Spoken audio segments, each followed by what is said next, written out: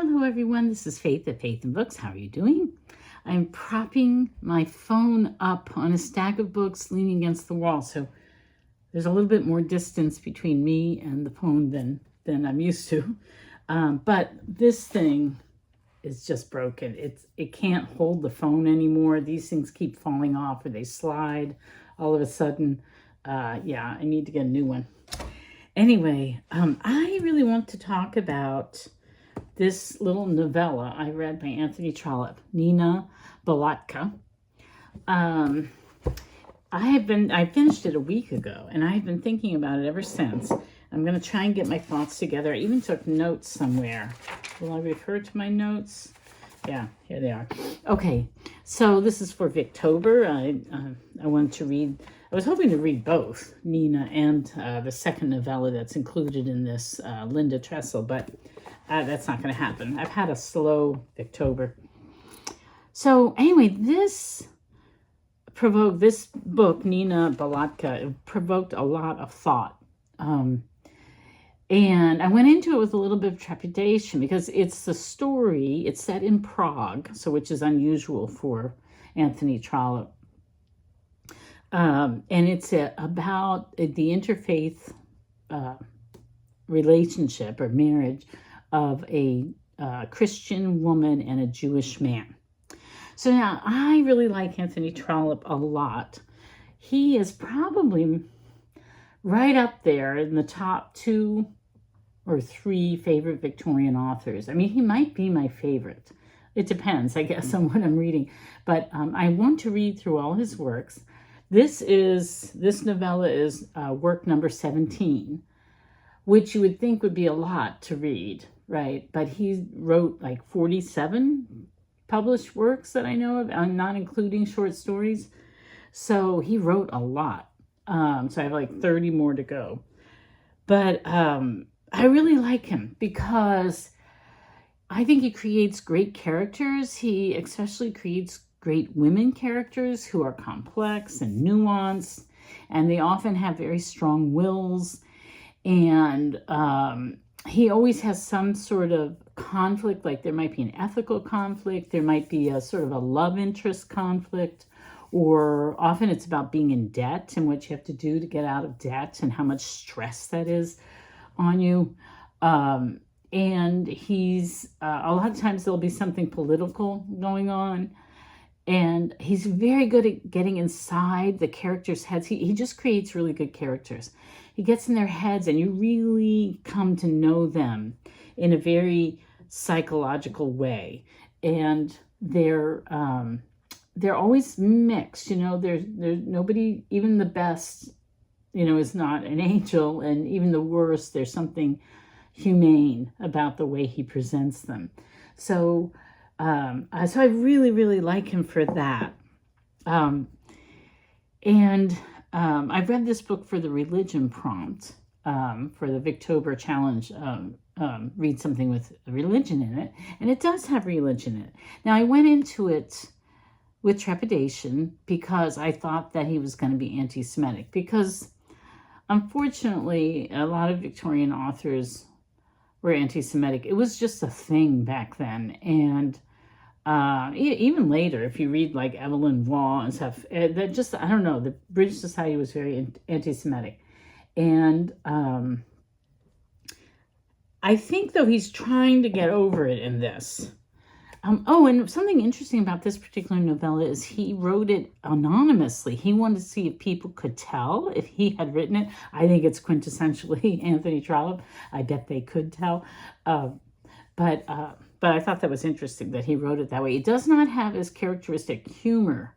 He often has humor, like ironic humor in his novels. So they can be quite funny at times. Anyway, okay, so I went in thinking, oh, anti-Semitism, and there is anti-Semitism. I do think he's trying to get over it. I think it might have been, I read a review, or maybe it was on Discord. I think it was Katie at Books and Things who said that, you know, he was a creature of his time, so it's there, but he's trying to do more. He's trying to get over it. So I appreciate the effort. I think he did there are some definite anti-Semitic things said in it, but the Jewish characters are just as complex as any other character, and actually I think he presents them in a better light than the Christian characters. So the Christian girl, Nina, and I don't want to give spoilers, but I probably will, because I'll be talking about certain details, and so forgive me that. But I don't know how to talk about it without making references to some things in the novel or the novella. So Nina is the Christian, and I really appreciated that Trollope called her Christian when she was Catholic, obviously Catholic, because, and I think this is an American thing, like American evangelicals often say, some say anyway, that Catholics aren't Christians, which is just Orwellian because it doesn't make any sense. But yeah, so we often get that if you're, and the thing is, I'm Roman Catholic, I should say this, and my husband is Jewish.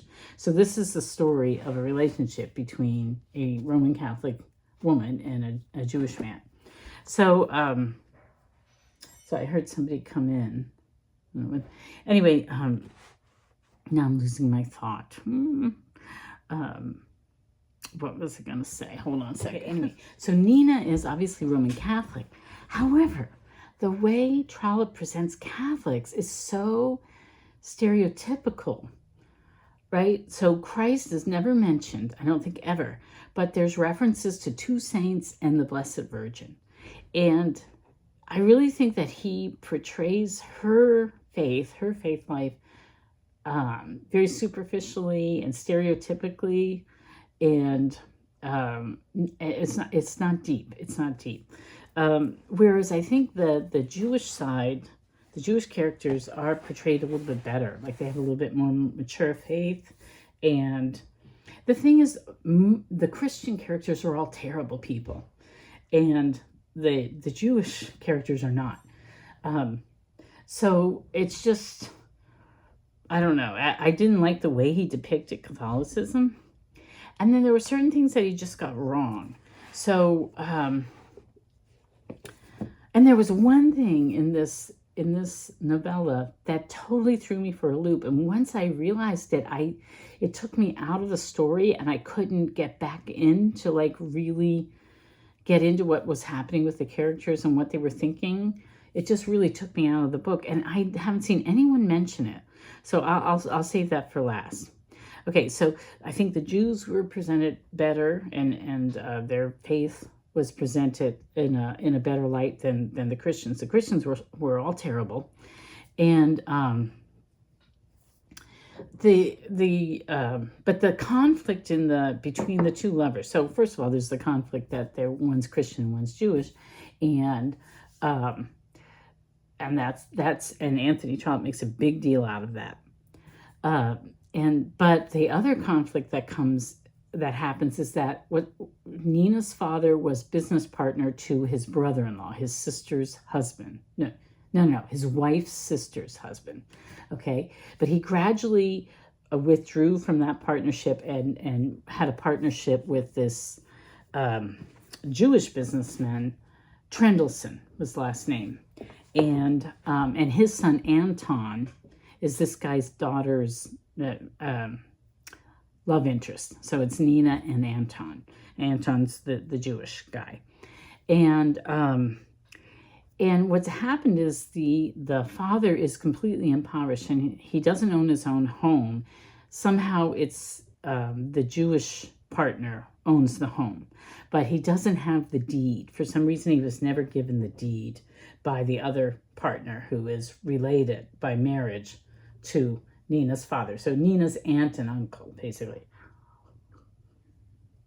And they have a son, and see, I finished this a week ago, so I'm already forgetting the names. They have a son, and the son apparently has a crush on Nina and thinks that he'll marry her, but he's very, very passive about it. Like he hasn't been active at all. He's a very kind of passive character. Meanwhile, Nina's fallen in love with Anton. Anton's fallen in love with Nina. So anyway, so there's this whole conflict about the deed. Okay, so you have the interfaith relationship that everybody frowns upon, including the Jewish side. They don't want it either. And then you have this conflict about the deed. And so those are the two main elements that are going on. And Anton and Nina don't really trust, they love each other, but they don't really trust each other. And it's maybe because there's been so much conflict and animosity and persecution between the two groups of people that it's just sort of been really sort of inbred in them to be suspicious. I think Nina is more trusting than Anton, but Anton's a little bit older and a little bit more, he's been out in the world more. Also, he's been on the persecuted side. So, but even though Anton is, the character of Anton is fully flesh, and I think we're supposed to find him sympathetic, there were a couple of things that he did that really, really bugged me. And one of them, it totally took me out of the story, like I was saying. So they're really, really impoverished. And Nina has taken to pawning things just to buy food. And they're running out of things to pawn. And Anton knows she is poor, knows that she's really poor. Now, she's very proud.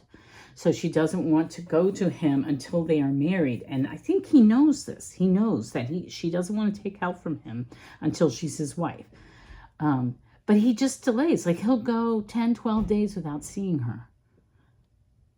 You know, that's just odd for somebody who's, wants to marry you. And knows that you don't have any money. And it's the same thing we first find out about that situation because of her cousin who wants to marry her and finds out that she's engaged to Anton and gets upset about it and tries to undo it. So the whole Christian side of the family is plotting to prevent her from marrying Anton. And when he realizes, like he too is obtuse and didn't realize that she was literally starving. Like there's a situation where the one servant that they still have, or maybe they have two, has to go to the market and eat the offal that's been thrown out from the butcher in order to get something to eat. Like that's how bad their food situation is. Plus the father, I forgot to say this, is sick and dying. And so whenever she does pawn some little thing that they don't have very many things to pawn anymore. So if she takes some little thing and pawns it, then she goes and she gets the best food she gives to her father because he's ill. So when this obtuse cousin realizes the situation, he says, oh, I'm sorry, I didn't realize that. Well, I mean, it should have been obvious. So we see that as the cousin being really obtuse and stupid and insensitive. But Anton does the same thing. He does the same thing. In fact, he is insisting, he does this weird thing where it's kind of a red flag, where he wants to know that she's going to be completely faithful because he's giving up a lot to marry her, right? He's basically giving up his Jewish, relatives. He's going to be ostracized or people are going to look at him side-eye because he married a Christian woman. And so he decides he has to test her loyalty. She has to be more loyal to him than to her father. And so but he won't insist that she take food from him. Like she has to be obedient about getting the deed from her father or seeing where the deed is, but she doesn't have to be obedient when it's him feeding her when she's starving. Just, that was so weird to me and a huge red flag, and it made me not like Anton. And so then I couldn't be sympathetic with the resolution of the book. It just really, really bothered me. Like, wouldn't you, it seemed like a hole in the plot. Like you would realize if somebody was that hungry and that poor, she would look not so great, like she'd be losing weight. She'd look a little pale, I mean, I really didn't like that part of the plot. The other thing that I didn't like is that she had absolutely no motive to hide this deed from him. Like she would accomplish nothing by hiding this deed except to alienate him, who she was devoted to. So it made no sense, and Anton should have realized that it didn't make any sense, and that it was absolutely obvious that the Christians were plotting to keep her from marrying a Jewish guy.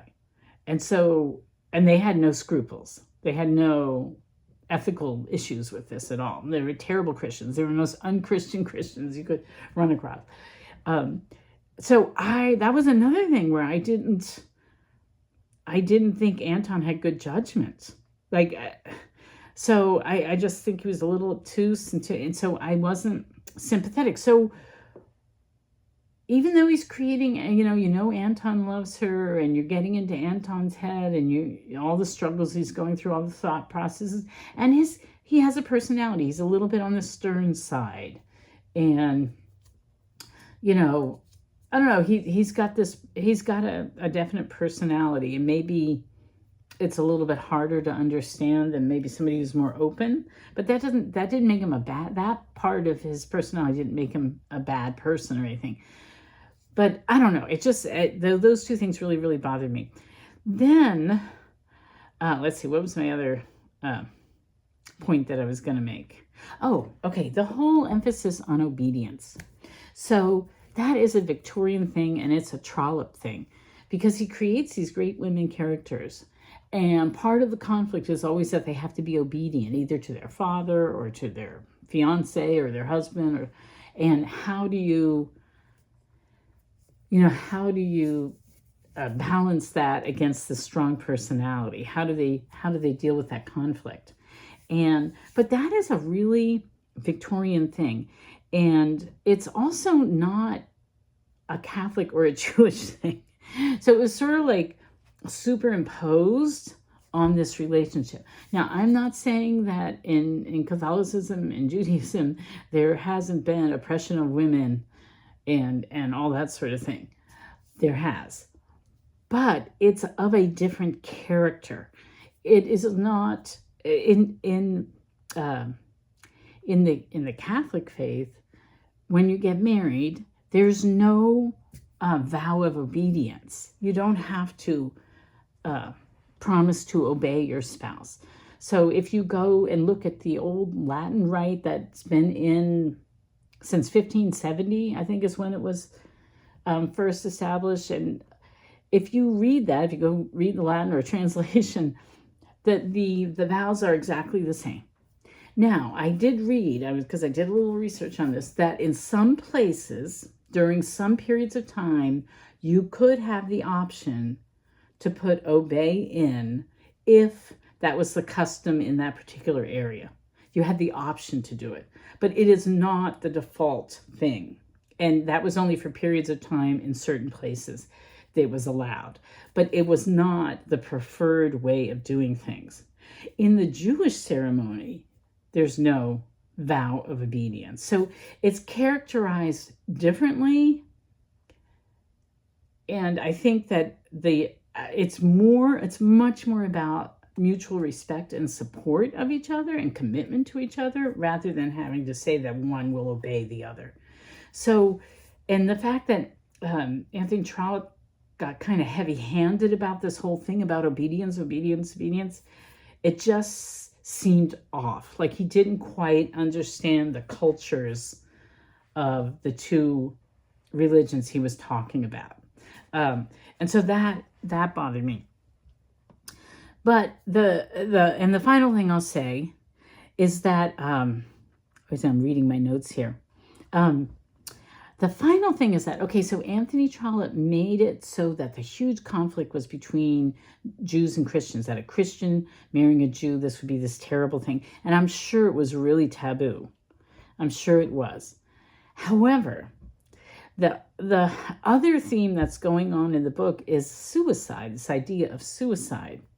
And it's tossed out there by a Christian servant who's kind of close to her aunt, who's just a terrible, terrible person, and is conniving with the family to keep her from marrying this Jew, because it's just so awful that she would marry a filthy, dirty Jew, right? And she just tosses out this idea about suicide, about how you'll have to drown yourself if you do that, because you won't have any life left after you get married. So this is weird, because in Catholicism, and I know it was the same back then,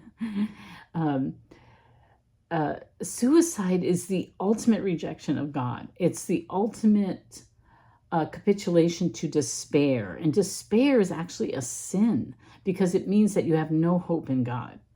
So it's the ultimate rejection of God. So suicide is more taboo than a Christian marrying a Jew.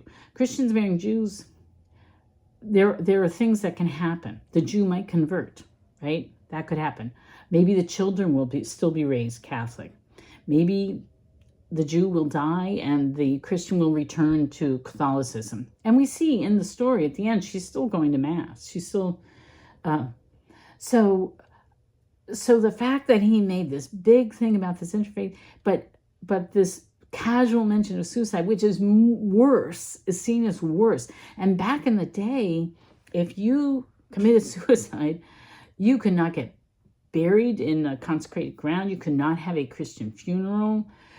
It shamed your family for, generations. It's the ultimate rejection of God. Now, they didn't understand that it was a mental thing. Now the church has softened it a lot. And they realize that often it's a mental issue. It's a psychological issue. And so it's not treated in the same way. But back then, absolute worst thing you can do. Way worse than marrying a Jew. I mean, and marrying a Jew would be a big problem. But so he really characterized it wrong. He just wanted to emphasize this one element, and he just missed the mark by making this the alternative and making this supposedly devout servant just sort of toss out the idea. And then even when Nina's going through her terrible, and this is a spoiler, going through her terrible time where she's contemplating throwing herself into the river, even like what's going on in her head was such a shallow understanding of how a Catholic would actually think. So he just didn't hit the mark on this one. I'm sorry, Anthony Trollope. I still enjoyed reading it because Trollope is Trollope, and he's great. Even when he's not great, he's better than, your average Joe. So, and I'm glad I read it. I'm trying to read all his works. But it just raised lots and lots of issues. And I could go on and on about it, but I'm already really long, so I will stop. But those are my thoughts on Nina Balatka. I would like to get to Linda Tressel at some point, and I'm hoping to read at least a couple more Trollopes this year, so before the end of the year. So, all right, so that's I'll conclude here. Okay, take care. Happy Victober. Bye.